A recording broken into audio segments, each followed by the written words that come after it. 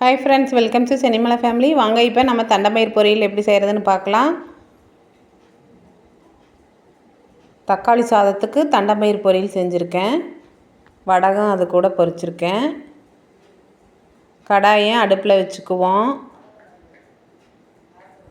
எண்ணெய் ஊற்றி எண்ணெய் காஞ்சிருச்சு. இப்போ கடுகு போட்டுக்கலாம்.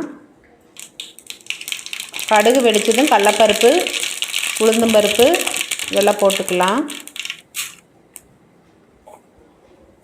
அது வதங்கினதும் பச்சை மிளகா போட்டுக்கலாம். ரவுண்டாக கட் பண்ணி வச்சுருக்கேன்.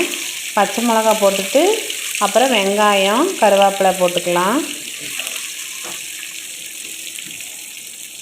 நல்லா வதக்கி விட்டுக்கணும்.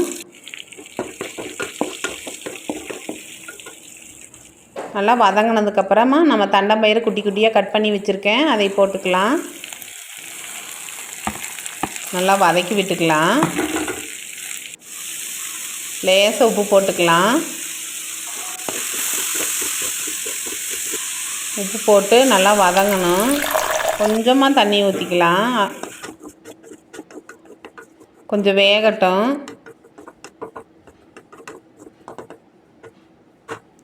லேசாக மஞ்சத்தூள் போட்டுக்கலாம்.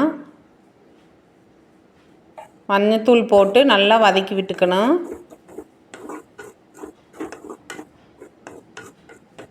நல்லா வதங்கட்டும். கொஞ்சம் வேகவும் செய்யட்டும்.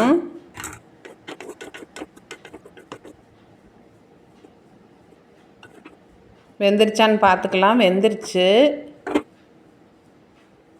தேங்காய் பூ போட்டுக்கணும். தேங்காய் பூ போட்டு நல்லா கிளறி விட்டுக்கணும்.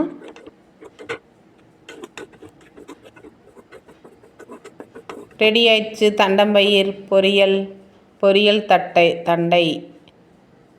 தேங்க்ஸ் ஃபார் வாட்சிங்.